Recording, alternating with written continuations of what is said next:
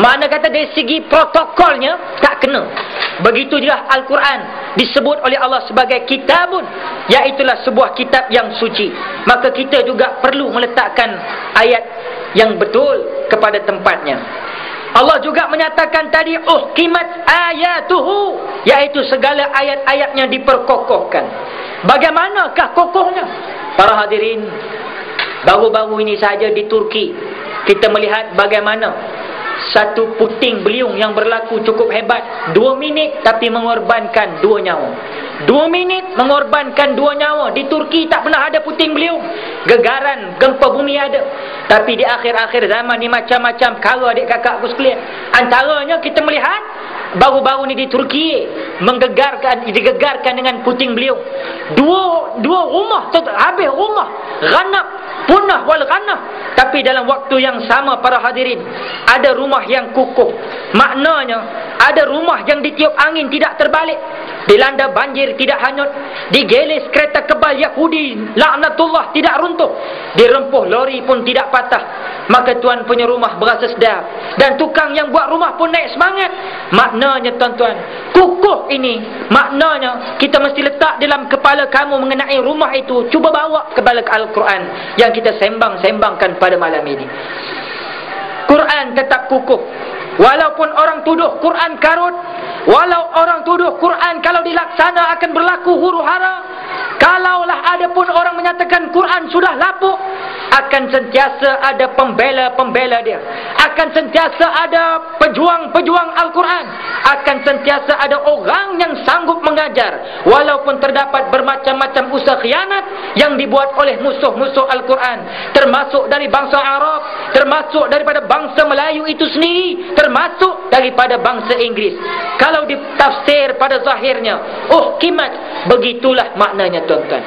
Inilah perjuangan anak-anak kita di sini sebagai penyambung generasi Al-Quran yang terdahulu, sebagai penyambung generasi para khalifah, sebagai penyambung generasi yang kita melihat pada malam ini para hadirin, yang sudah tentunya pada malam ini mungkin ada mak bapak yang datang juga bukan seorang hafiz.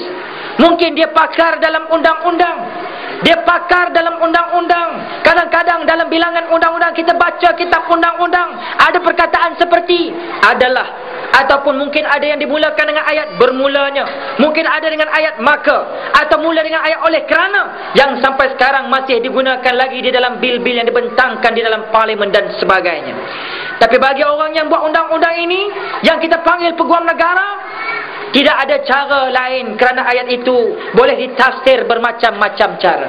Tetapi para hadirin, kita nak berlaku jujur dengan Al-Quran. Tutur kata yang diletakkan oleh Allah di dalam Al-Quran ini sebenarnya sengaja dirancang. Semuanya ada tujuan belaka. Sebab itu para hadirin, ahli-ahli tafsir bila dia mentafsir Quran, dia tafsir satu persatu, kerana tiap-tiap patah perkataan di dalam Quran ini berada di atas landasan yang cukup molek. Sebab itulah kita tidak boleh tafsir Al-Quran dengan tidak tentu hala.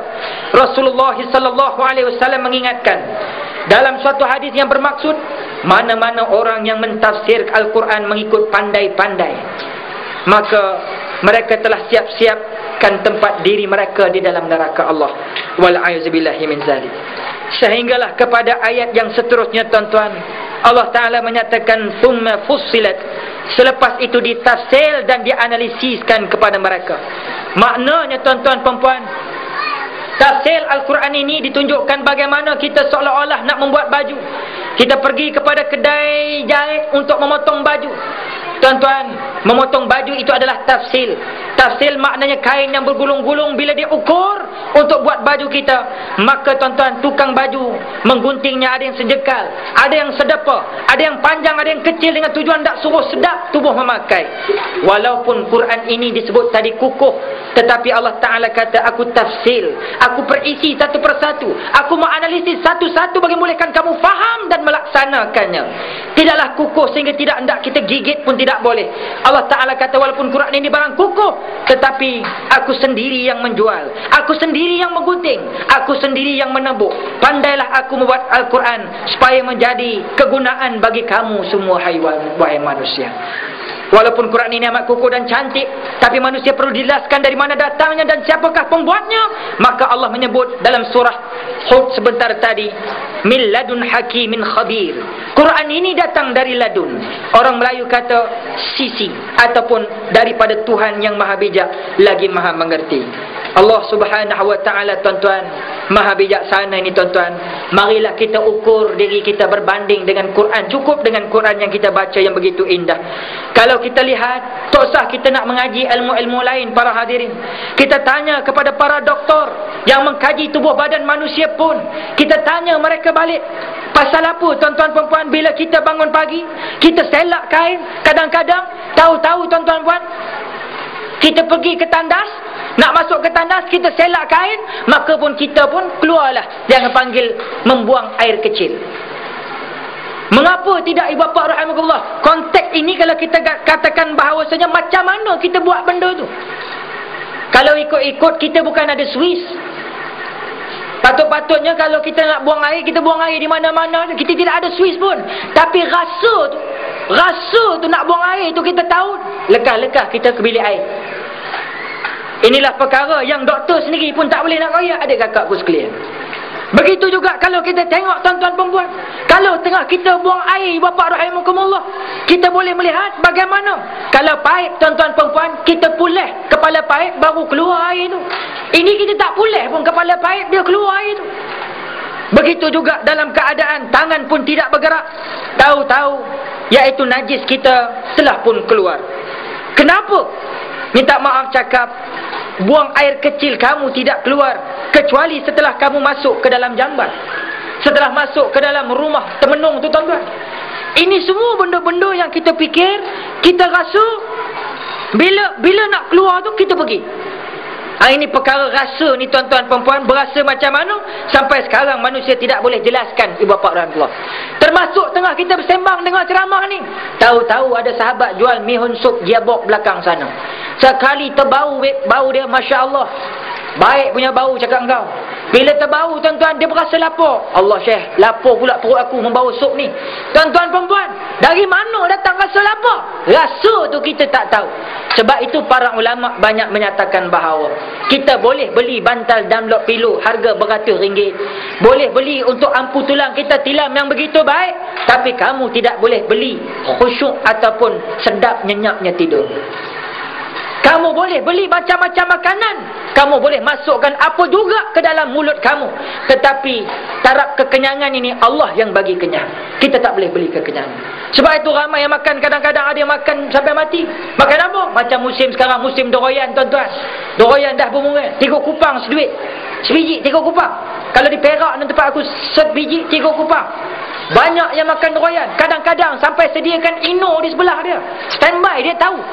Tuan-tuan, makna kata ibu bapa rahimakumullah, puas makan kenyang ni semua daripada Allah. Tapi makna kata ibu bapa rahimakumullah, kita membawa rasa ini untuk kita bawakan ibu bapa rahimakumullah, memberitahu bahawa ini semua daripada Allah Subhanahu wa taala. Quran ini datang daripada aku yang begitu bijak menjadikan kamu daripada tanah. Cuba ambil setongkol tanah, kata Allah, cuba letak di atas tapak tangan kamu. Mungkin tanah ini, tuan-tuan perempuan, kalau kita tengok berbeza di antara bahan mentah dengan bahan yang telah diproses. Kalau tanya tukang buat rumah, tuan-tuan, kita dapat tahu dia buat rumah ada batu, ada simen, ada kayu. Orang pun buat rumah, tapi tukang rumah boleh tunjuk hak ni kayu, hak ni simen, hak ni batu. Ada nampak lagi, tuan-tuan, walaupun setelah diproses menjadi sebuah rumah.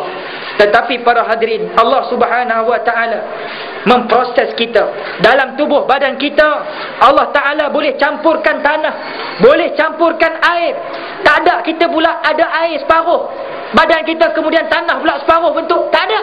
Dan kini menyatakan, menunjukkan bahawa dengan sebab kebijaksanaan Allah, maka dengan sebab itulah Allah Ta'ala menyatakan, aku pakar dalam serba-serbi bahagian, maka tolonglah dengar aku. Maka tidak ada orang yang pakar, tidak ada orang yang bijak, Allah Ta'ala kata, melainkan Allah. Justru itu para hadirin, ma'asyarul muslimin muslimat rahimakumullah, pada malam ini, dari fakta sejarah, kita dapati bahawa bangsa Arab adalah merupakan bangsa yang paling kuat daya hafalan.